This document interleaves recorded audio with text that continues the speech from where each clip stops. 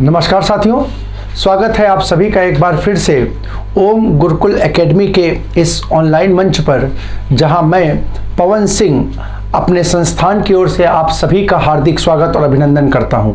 साथियों, जैसा कि हम सभी आगामी पुलिस भर्ती परीक्षा को ध्यान में रखते हुए एक विशेष सत्र का आयोजन कर रहे हैं, जिसके अंतर्गत हम हिंदी विषय के कुछ महत्वपूर्ण प्रश्नों को, जो कि पूर्व में किसी न किसी परीक्षा में पूछे गए हैं या जिनकी आगामी परीक्षा में पूछे जाने की संभावनाएं हैं, ऐसे प्रश्नों के साथ आपके सामने उपस्थित होते हैं।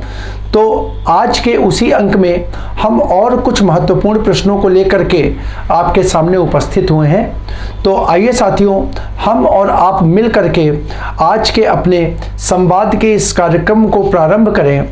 उससे पहले मैं एक बार पुनः उन सभी अपने छात्रों से जो पूर्व में किसी न किसी केंद्रीय अथवा राज्य स्तर की सरकारी परीक्षाओं में चयनित हो चुके हैं, उनसे एक बार पुनः ये अनुरोध करूंगा कि अगर बच्चों आपका डीवीआर की या लेखपाल की जो परीक्षा उत्तर प्रदेश सरकार द्वारा आयोजित की गई थी, उसका जो डीवीआर का चरण इस समय चल रहा है, उसके लिए अगर आपका आपका चयन हुआ है या आपका लिस्ट में नाम आया है, और यदि आप पूर्व में किसी विभाग में सेवारत हैं, तो मेरे भाइयों, आपसे मेरा निवेदन है कि आप इस डीवीआर को स्किप करके किसी एक बेरोजगार बच्चे को या अपने बेरोजगार साथी छोटे भाई को रोजगार की दिशा में आगे बढ़ने के लिए सहायता प्रदान करें, जिससे कि आपके इस एक छोटे से प्रयास से समाज में एक योग्य और वांछित व्यक्ति को रोजगार की प्राप्ति होगी और समाज की मुख्य धारा से जुड़कर वह अपने सामाजिक दायित्वों के निर्वहन करते हुए समाज के विकास में अपना योगदान दे पाएगा, समाज के विकास में अपनी भूमिका का निर्वहन कर पाएगा। तो साथियों, आशा है कि हमारे पूर्व में चयनित छात्र हमारे द्वारा और विभिन्न संस्थानों के द्वारा ये जो मुहिम चलाई जा रही है, इसमें सहयोगी बनेंगे और अपना सहयोग प्रदान करते हुए इस मुहिम को सार्थक बनाएंगे। तो आइए अपनी आज की चर्चा को हम लोग पुनः एक बार प्रारंभ करते हैं और देखते हैं अपनी आज की चर्चा का पहला प्रश्न। आज की चर्चा को प्रारंभ करने से पहले मैं एक बार अपने साथियों से निवेदन करूंगा कि वह अपनी कॉपी और जो कलम है उसके साथ अपने स्थान पर बैठ करके आज के संवाद के कार्यक्रम से जुड़े। तो आइए साथियों, हमारा आज का पहला प्रश्न जो है वो देखिए क्या कह रहा है। वो कह रहा है कि हिंदी भाषा में निम्नलिखित में से कौन सा शब्द जापानी भाषा से लिया गया है। जापानी भाषा का मतलब विदेशज शब्द के बारे में पूछ रहा है, और हमने आपको बताया था विदेशज यानी हिंदी और संस्कृत के अतिरिक्त किसी भी भाषा से आए हुए शब्द। तो यहाँ पर देखिए विदेशज शब्द की चर्चा कर रहा है, और विदेशज में भी कौन सी भाषा? जापानी भाषा का शब्द। तो विकल्प है ए चाय, बी रिक्शा, सी कमीज और डी लीची। तो मेरे बच्चों, अगर बात करें तो यहाँ जापानी भाषा का जो शब्द होगा वो शब्द होगा ऑप्शन बी रिक्शा। रिक्शा शब्द जो है, जो हम लोग क्या कहते हैं हिंदी भाषा में प्रयोग करते हैं, ये बेटा जापानी भाषा का शब्द है।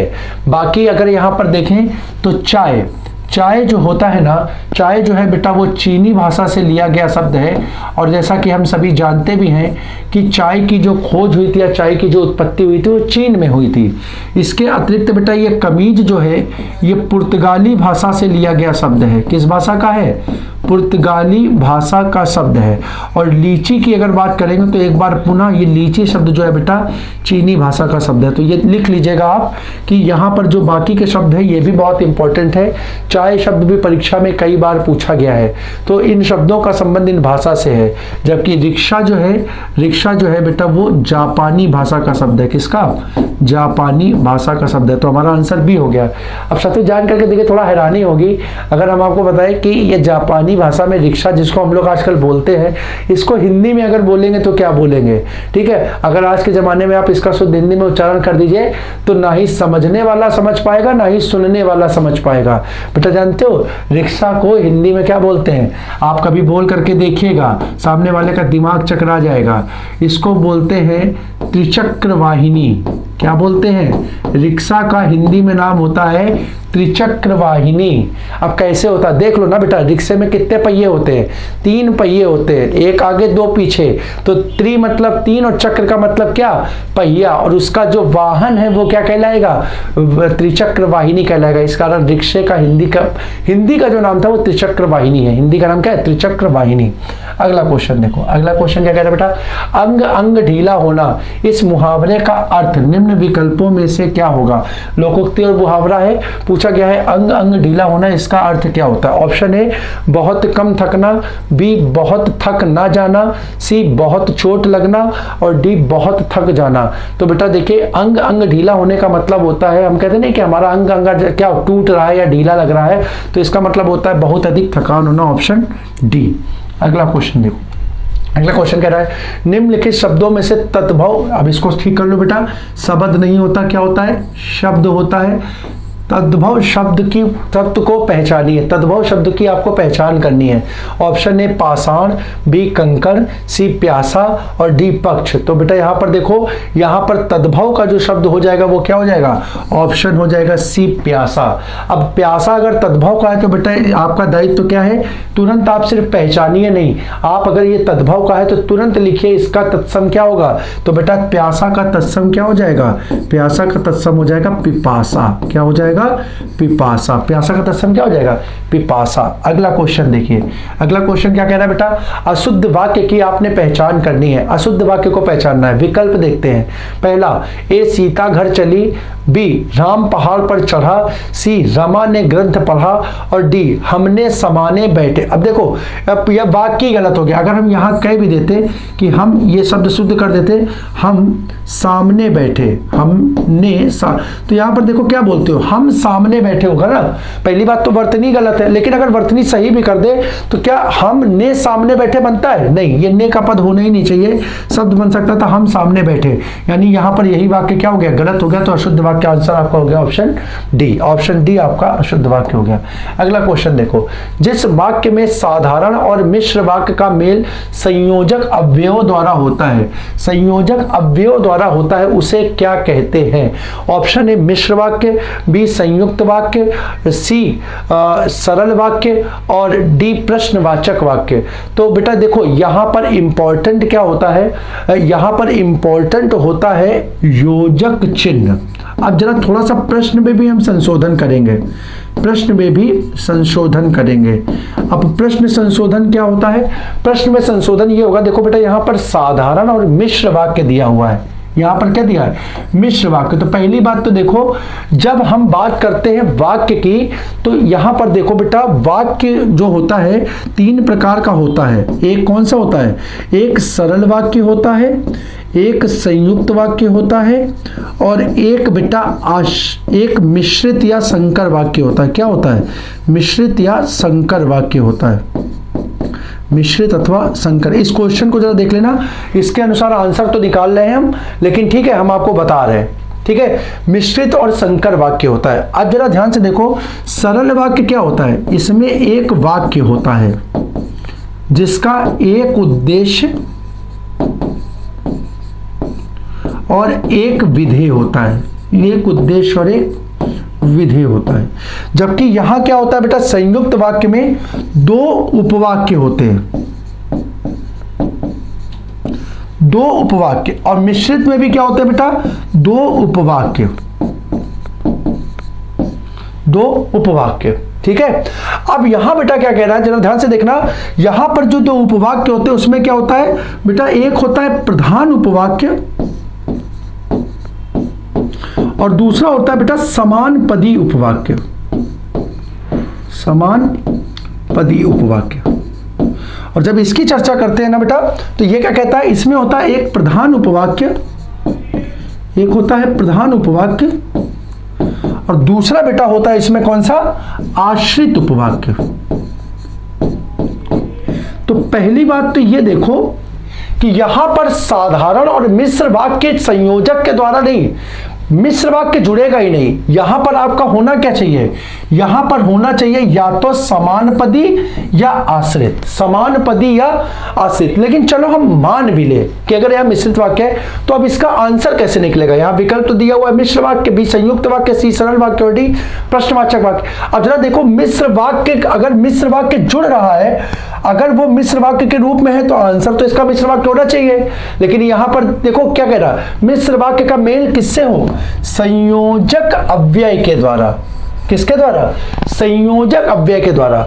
और संयोजक अव्यय यानी योजक चिन्ह, संयोजक अव्यय, ठीक है, का प्रयोग अगर किसी दो उपवाक्यों को जोड़ने के लिए होता है तो वहां पर बेटा वाक्य कौन सा होता है, ऑप्शन बी संयुक्त वाक्य होता है। कौन सा होता है, संयुक्त वाक्य। तो बेटा यहां पे देखो एग्जैक्ट क्वेश्चन की लैंग्वेज जो है देखो आपके सामने ये होनी चाहिए, यहां पे इस लैंग्वेज से आपका प्रश्न आना चाहिए। लेकिन यहां पर देखो, यहां पर ये मिश्र वाक्य दिया तो यहां से तो इसका आंसर आप नहीं निकाल पाओगे। आंसर निकालने के लिए आपको देखना पड़ेगा संयोजक अव्यय, और संयोजक अव्यय का अगर प्रयोग होता है तो वाक्य कैसा होता है, वो होता है बेटा संयुक्त वाक्य। कैसा होता है, संयुक्त वाक्य। तो इसका आंसर क्या हो जाएगा, ऑप्शन बी इसका आंसर हो जाएगा। ठीक है, इसको आप लोग चाहो तो इसका स्क्रीनशॉट लेकर के रख लो, ठीक है, ताकि आप लोगों को याद रहे। और थोड़ा सा अगर इसकी चर्चा करनी तो मैंने पूर्व में इसकी चर्चा क्या कर रखी है कि क्या होता है समानपदी, उद्देश्य और विधेय और आश्रित उपवाक्य क्या होते हैं, इसकी चर्चा मैं पूर्व में कर चुका हूं। ठीक है, चलो अगला देखते हैं। अगला क्वेश्चन क्या है, कहां राजा भोज कहां गंगोतेली, लोकोक्ति का अर्थ क्या होगा। लोकोक्ति का अर्थ क्या होगा, ऑप्शन ए विशिष्ट और सामान्य व्यक्ति की तुलना, ऑप्शन बी दोनों का बराबर होना, ऑप्शन सी किसी तरह की जिम्मेदारी ना उठाना, और ऑप्शन डी गुण। तो आंसर हो जाएगा इसका ऑप्शन फर्स्ट, विशिष्ट और सामान्य व्यक्ति की तुलना। अगला, निम्नलिखित में से किस समास में दोनों घटकों की प्रधानता होती है। कौन से समास में दोनों घटकों की प्रधानता होती है, ऑप्शन ए बहुब्री, बी अव्ययी भाव, सी द्वंद्व और डी तत्पुरुष। तो आंसर हो जाएगा ऑप्शन ए बहुब्री। ऐसा समास जिसमें दोनों पदों की या दोनों घटकों की क्या हो, प्रधानता हो, या समास में प्रयुक्त दोनों ही पद क्या हो, प्रधान हो, ऐसा समास क्या कहलाता है, बहुब्री समास कहलाता है। अगला क्वेश्चन, सोरठा के प्रथम चरणों में कितनी मात्राएं होती है, option A 10, B 11, C 12, D 13। तो सोरठा छंद क्या कहता है बेटा, पहले तो देख लो, सोरठा छंद का मतलब होता है कितने, सोरठा छंद का मतलब होता है 4 चरण, और परिभाषा क्या करता है, तो कहता है पहले और तीसरे में 11 मात्राएं और दूसरे और चौथे में कितनी बेटा, 13 मात्राएं हो। कितनी, 11 मात्राएं और 13 मात्राएं हो, तो वो क्या कहलाता है, वो आपका सोरठा छंद कहलाता है। क्या कहलाता है, सोरठा छंद कहलाता है। तो यहां पर किसमें पूछ रहा है, प्रथम चरण में पूछ रहा है, तो आंसर आपको हो जाएगा ऑप्शन बी 11। ठीक है, अगला क्वेश्चन देखिए, हमें अनाथ बच्चों की मदद करनी चाहिए, स्थूलांकित शब्द का विलोम बताइए। अब स्थूलांकित का मतलब क्या है, यहां पर जो रेखांकित पद है उसी की चर्चा कर रहा है, यानी अनाथ। तो अनाथ का विलोम क्या बनेगा, ऑप्शन ए सनाथ, बी अज्ञ, सी अपाहिज और डी जिसका कोई ना हो। तो आंसर इसका क्या हो जाएगा, ऑप्शन ए अनाथ का विलोम होता है सनाथ। अनाथ का मतलब जिसका कोई ना हो, और सनाथ का मतलब जिसके साथ लोग हों, जिसके साथ लोग हों। अगला, अति उपसर्ग से बना शब्द निम्न में से कौन सा है, शुद्ध शब्द निम्न में से कौन सा है। यानी देखो यहां पर उपसर्ग के साथ वर्तनी जोड़ी गई है, अति उपसर्ग के साथ बना शुद्ध शब्द कौन सा है, ऑप्शन ए अतिरिक्त, ऑप्शन बी अतिरिक्त, ऑप्शन सी अतिरिक्त और ऑप्शन डी अति। देखो इतना घटिया मतलब मैं कह नहीं सकते कि ऐसा क्वेश्चन पेपर में कैसे आ सकता है।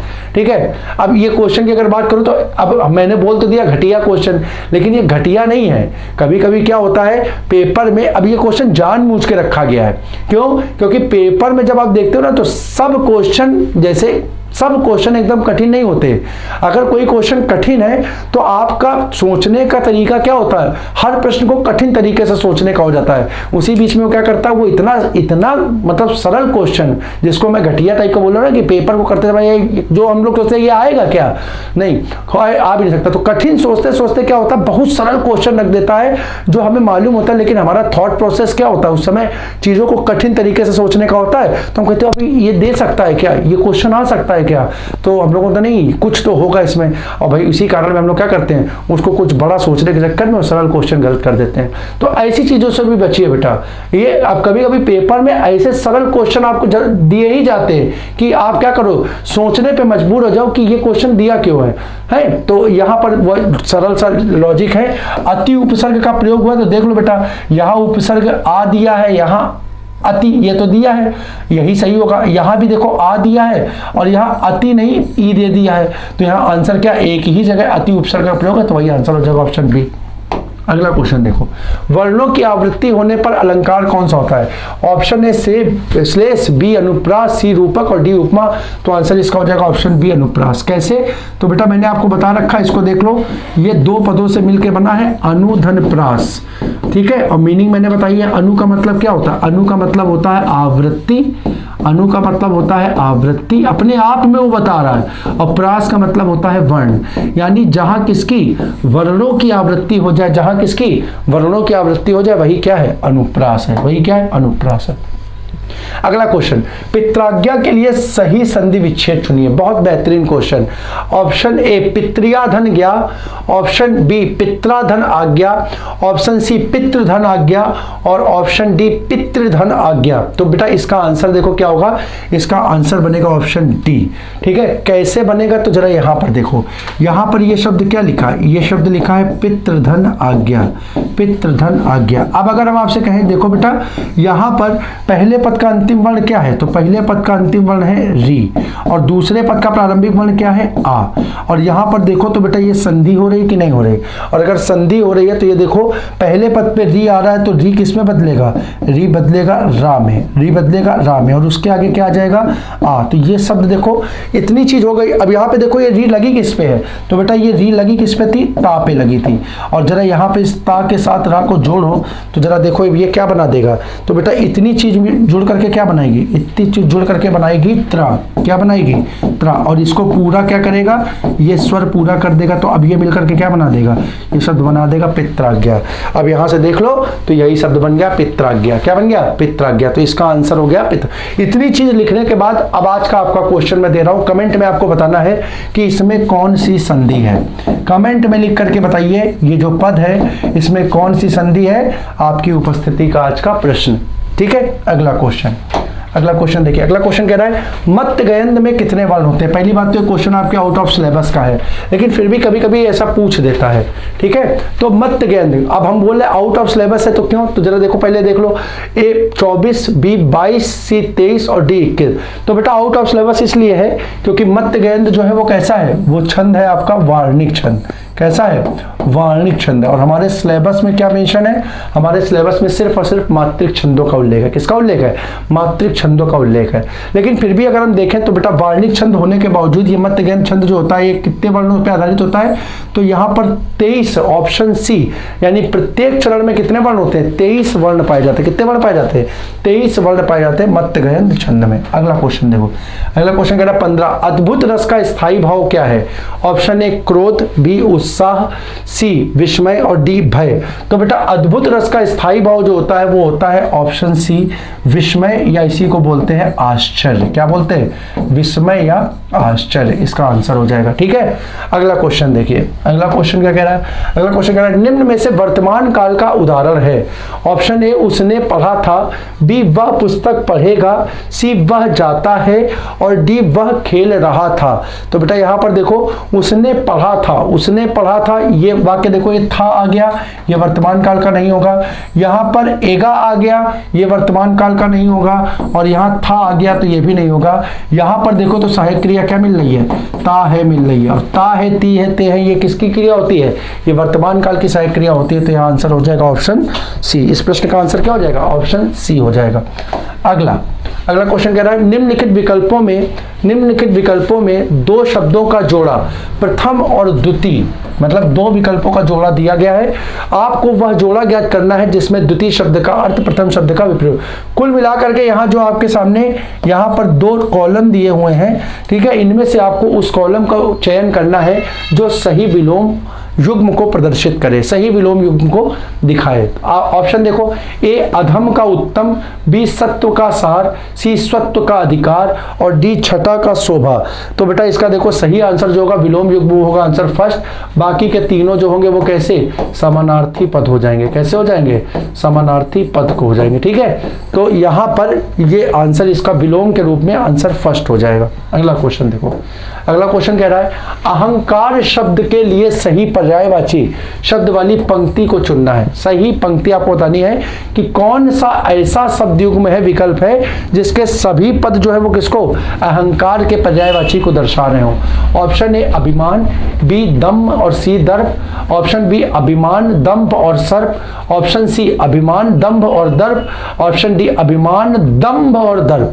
तो यहां पर देखो बेटा, यहां पर क्या पहले विकल्प में ये वर्तनी गलत हो गई, आंसर ये नहीं होगा। दूसरे में सर्प का मतलब सांप होता है, अहंकार नहीं। और तीसरे में देखो ये वर्तनी तुम्हारी गलत हो गई, तो ये भी आंसर नहीं, यानी आपका आंसर क्या हो जाएगा, ऑप्शन सी हो जाएगा। यानी यहां पर देखो ये दम्भ की वर्तनी जो होती है ये वर्तनी शुद्ध है, ये वर्तनी क्या है, अशुद्ध है। ठीक है, अशुद्ध है। तो इस कारण से इस प्रश्न का आंसर क्या हो गया, आंसर थर्ड हो गया। अगला 19वां, सकर्मक क्रिया जिसके कर्ता में ने का प्रयोग हो वो बतानी है। अब देखो भाषा पे मत जाइए, यहां पर आपको यह फालतू में दे दिया कि जिसके कर्ता में, अरे भैया कर्ता कारक का चिन्ह ने होगा, कर्ता कारक का चिन्ह ने होगा। और अगर सकर्मक की क्रिया है तो सकर्मक क्रिया के अगर भूतकाल का वाक्य है तो 100% वहां पर क्या होगा, वहां पर ने का प्रयोग होगा ही, वहां पर ने का प्रयोग होगा ही, हम आपको पूर्व में भी बता चुके हैं। ठीक है, तो ने का प्रयोग अगर हो रहा है, ने का प्रयोग हो रहा है तो इसका मतलब है वाक्य भूतकाल का होगा। वाक्य किसका होगा, भूतकाल का होगा।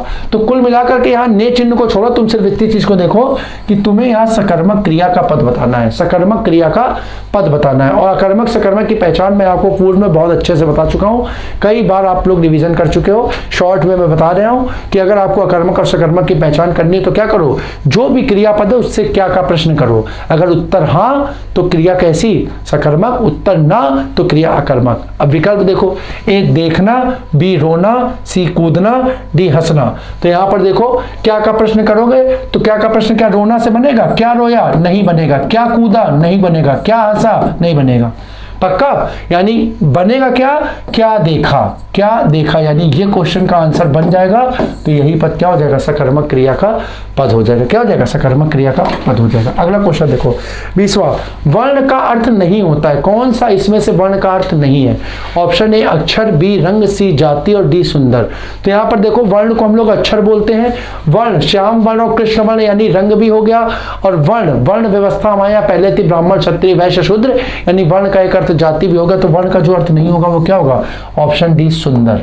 ठीक है, अगला उदय का निम्न में से सही विकल्प बताना है। सरल सा क्वेश्चन है। ऑप्शन ए अस्त, बी आस्त, सी आसत, डी अस्ता। तो ये तीनों वर्तनियां क्या हैं, अशुद्ध हैं। इसका सही आंसर क्या हो जाएगा, ऑप्शन फर्स्ट हो जाएगा, अस्त। ठीक है, अगला क्वेश्चन देखिए, अगला क्वेश्चन क्या कह रहा है, दूसरे के उत्कर्ष को न सहकर उसकी निंदा करना किस प्रकार का संचारी भाव है।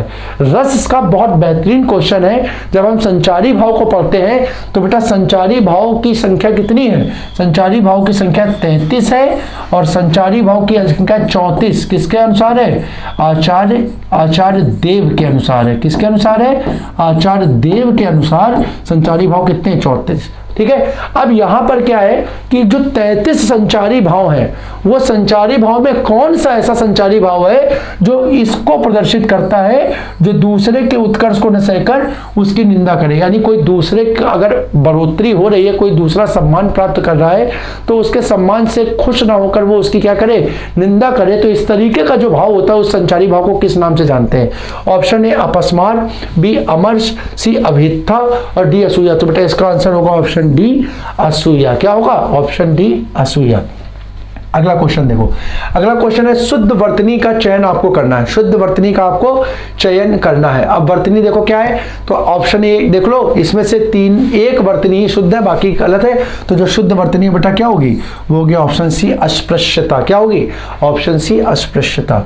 अगला क्वेश्चन देखिए, अगला क्वेश्चन क्या कह रहा है, अमेंडमेंट के लिए सही उपयुक्त शब्द है, अमेंडमेंट के लिए उपयुक्त शब्द है। ऑप्शन ए परिवर्तन, बी परामर्श, सी संशोधन और 28वां डी विनियंत्रण। तो यहाँ पर देखो बेटा अमेंडमेंट, अगर आपको नहीं भी समझ में आ रहा तो थोड़ा सा पॉलिटी में चले जाओ। हम लोग क्या कहते हैं पॉलिटी में, हम लोग संविधान संशोधन पढ़ते हैं, और संविधान संशोधन को हम लोग इंग्लिश में क्या कहते हैं, जैसे सबसे इंपॉर्टेंट हम लोग पढ़ते हैं क्या 42वां कॉन्स्टिट्यूशन, तो आगे हम लोग शब्द क्या बोलते हैं कॉन्स्टिट्यूशन, अगला शब्द क्या बोलते हैं बेटा कॉन्स्टिट्यूशन, क्या बोलते हैं अमेंडमेंट, क्या बोलते हैं अमेंडमेंट, ठीक है, ये बोलते हैं कि नहीं बोलते हैं अमेंडमेंट, बोलते हैं अमेंडमेंट। तो यहाँ पर अमेंडमेंट का मतलब क्या हो गया 42वां संविधान, और अमेंडमेंट का मतलब क्या हो गया संशोधन। तो अमेंडमेंट का मतलब क्या आ जाएगा आंसर सी संशोधन, ठीक है। अगला क्वेश्चन ड्राफ्ट ऑफ अप्रूवल का सही अर्थ है, आंसर है अनुमोदित प्रारूप, बी अनुमोदित टिप्पणी, सी अनुमोदनार्थ प्रारूप, और डी अनुमोदनार्थ पत्र। तो देखो दो तो हटी जाएंगे। ड्राफ्ट का मतलब क्या होता है, ड्राफ्ट का मतलब होता है प्रारूप, अब या तो अनुमोदित होगा या अनुमोदनार्थ होगा। तो ड्राफ्ट ऑफ अप्रूवल, तो जो अप्रूवल के लिए दिया जाए तो उसको बोलते हैं अनुमोदनार्थ प्रारूप, ऑप्शन सी। अगला क्वेश्चन देखिए, अगला क्वेश्चन क्या कह रहा है, अगला क्वेश्चन कह रहा है मस्टर रोल का सही अर्थ है। मस्टर रोल का सही, मैंने आपको क्या कहा था बेटा कि यूपीएसआई के दृष्टिकोण से कुछ क्या होती शासकीय शब्दावलियां इंपॉर्टेंट हो जाती हैं, तो उन शब्दावलियों को लेकर के आज हम आपके सामने आए हैं। अगली चर्चा में हम पत्र के क्वेश्चंस को भी इसमें शामिल कर लेंगे। मस्टर रोल का सही अर्थ है ऑप्शन ए कर्मचारी पत्रक, बी उपस्थिति पंजिका, सी कर्मचारी उपस्थिति, और डी मनरेगा पंजिका। तो मस्टर रोल का मतलब होता है बेटा उपस्थिति पंजिका। क्या होता है उपस्थिति पंजिका को मस्टर रोल के नाम से जानते हैं, ठीक है साथियों। तो इस प्रकार से बेटा आज की चर्चा के जो हमारे सारे प्रश्न थे उन प्रश्नों को हमने यहाँ पर कंप्लीट किया। आशा करते हैं कि घर में आप इन प्रश्नों का रिवीजन करेंगे और इन प्रश्नों को याद करते हुए पढ़ते हुए बार बार क्या करते हैं इसको याद करेंगे, जो कि आपकी आगामी परीक्षा के लिए आपके लिए लाभकारी सिद्ध होंगे। तो साथियों हम इसी प्रकार और नए प्रश्नों के साथ आपके सामने अपनी आगामी क्लास में उपस्थित होंगे। आशा करता हूं कि तब तक आप इन प्रश्नों का अभ्यास करेंगे और घर में अपने समय का सदुपयोग करते हुए चीज़ों को पढ़ेंगे और स्वस्थ रहेंगे, ठीक है, ठीक प्रकार से अपना जीवन जिएंगे। इस आशा के साथ हम अपनी आज की चर्चा को यहाँ पर समाप्त करते हैं। आप सभी को जय हिंद।